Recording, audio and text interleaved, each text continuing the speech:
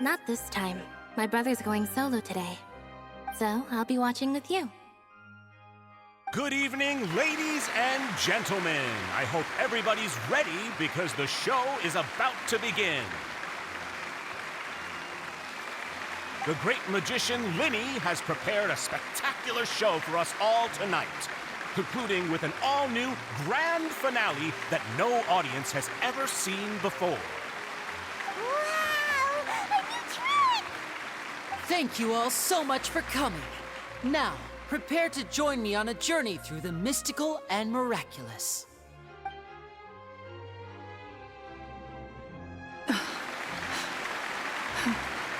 Exciting stuff, isn't it?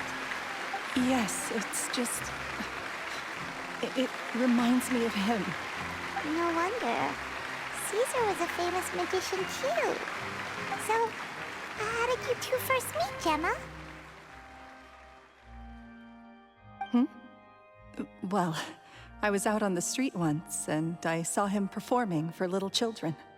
Children love magic, because they're willing to believe in things that can't be rationally explained. Caesar had this amazing way of bringing them into a dreamlike world. And somehow, I felt drawn to him too. So I went up and asked him to do a trick for me. Aw, that sounds so romantic. What trick did he do? It was with a flower. He took it in his hand, snapped his fingers, and it magically appeared on my head. I was so happy that day. No one had ever given me a flower before that. Oh, that's so cute! Actually, now that you mention it, Linny's done that one before. Is that right?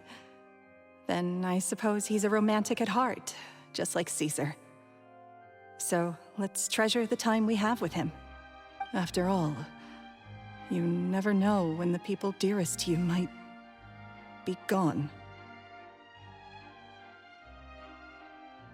That's right. It's all over now. Paimon doesn't really know how to comfort you, but at the very least, no one's gonna be intimidating you from now on. You can breathe easy at last, right? Right. Yes, you can breathe easy now, Phantom Weasel. See? Even Lynette says... Wait, what? The Phantom Weasel? Lorenzo escaped? Where is he? What do you mean, Phantom Weasel? As Linny once said, a performer's job is to commit fully to their role and put on a flawless performance for their audience. But once the bag of tricks is empty and the curtain falls, it's time to end the show. The spotlight is no place for someone with no more cards up their sleeve. It's been 10 years, Gemma. Aren't you tired of the grieving widow act? I think it's time to put an end to it. What are you talking about? Paimon doesn't like this riddle. Traveler, Paimon doesn't like where this is going. Come on, say something! Ladies and gentlemen, I hope you're all enjoying the performance so far. There will now be a brief intermission, after which Linny will perform the most electrifying act of tonight's show, the one we've all been waiting for. The final performance will take place outside of the Opera House, so please make your way outside in a calm and orderly fashion. The Phantom Weasel never did like public places, did they? Don't worry, this place will be quiet soon. Let's talk somewhere else for now.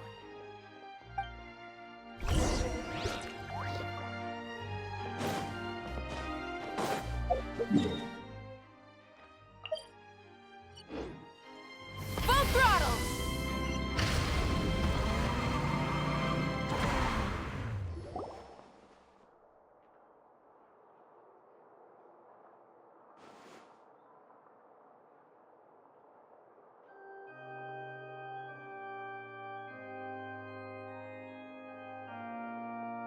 Dear me, this is awkward, isn't it?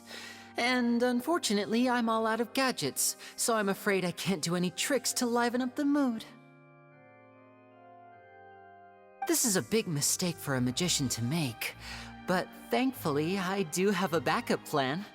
Now, who wants to hear a story? Lenny, don't we have more important things to address right now? Lynette accused Gemma of being the real Phantom Weasel a moment ago. Oh, what the heck's going on? All in good time. Magicians are good at guessing what people are thinking. I know the questions you want to ask. And as it happens, the story I'm about to tell might answer a few of them. Really? Well then, let's hear it! Paimon's dying of curiosity here! Let's go back to the very beginning. A decade ago, when the Phantom Weasel was terrorizing the court of Fontaine. She never missed a target, never left a trace, and no treasure was safe from her thieving hands.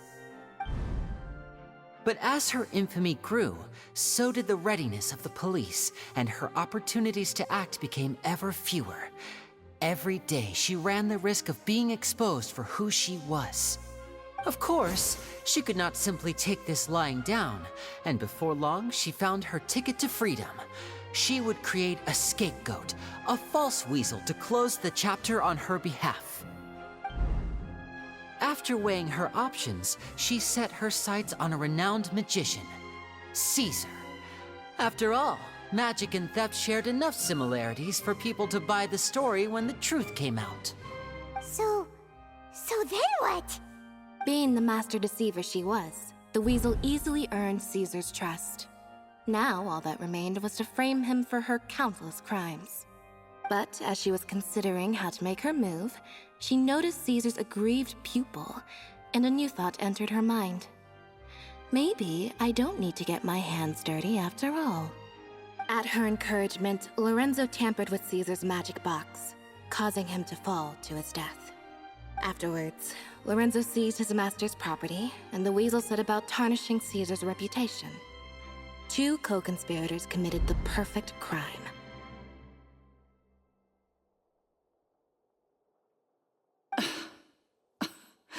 I've got to hand it to you.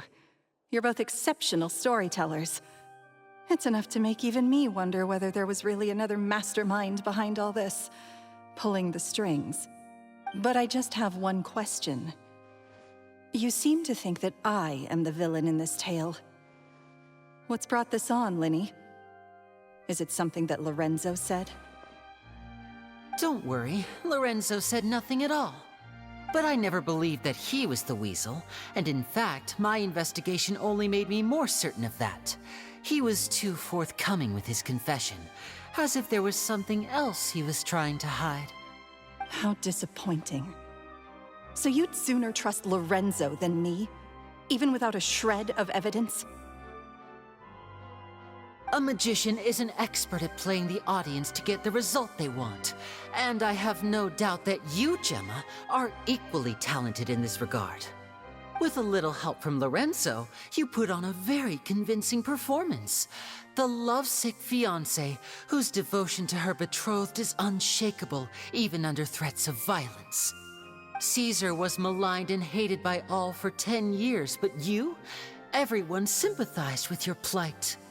Who would suspect for 1 second that the lovely young lady always seen weeping in front of Caesar's grave was actually the mastermind behind his demise? No, not that poor lady.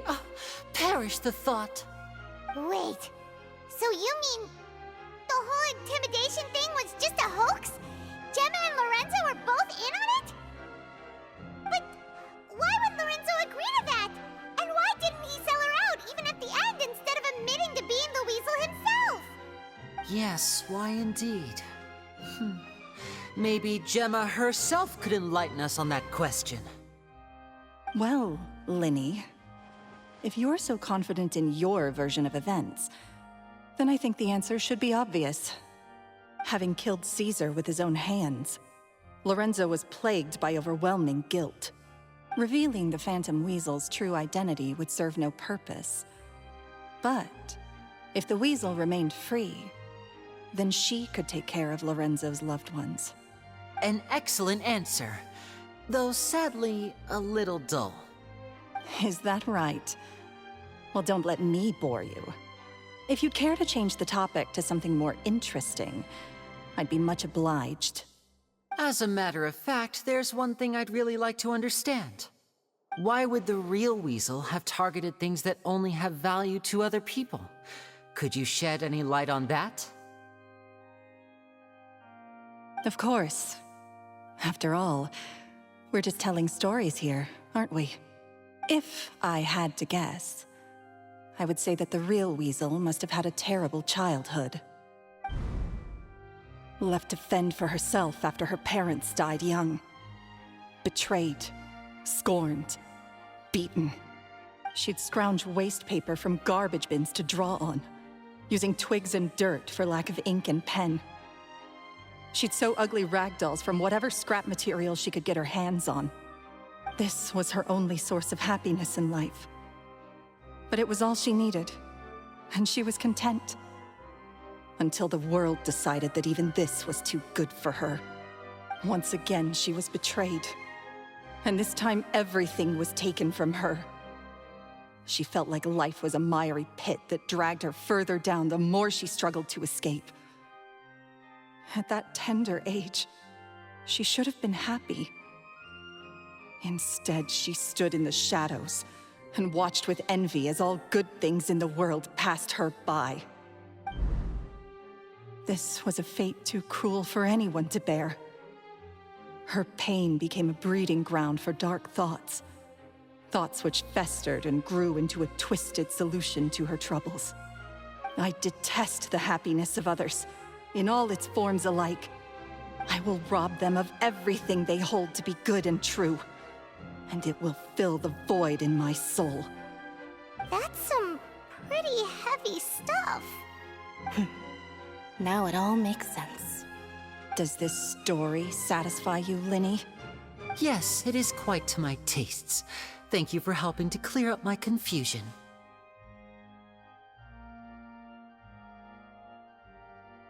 Huh. That's right! What drove you to write that letter, Gemma? What were you trying to achieve there? Because without that, none of this would have ever come to light. She didn't write the letter.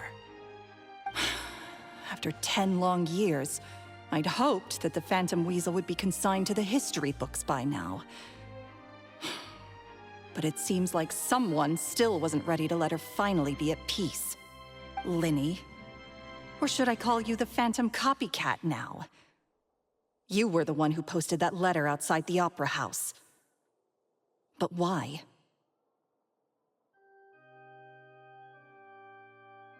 Very sharp, Phantom Weasel. Still as shrewd as ever. Well, no need for me to be coy about it. Our goal was to clear Caesar's name. The most straightforward way to change the public's impression of Caesar was to force the Weasel to show themselves. That's it? You had no other agenda?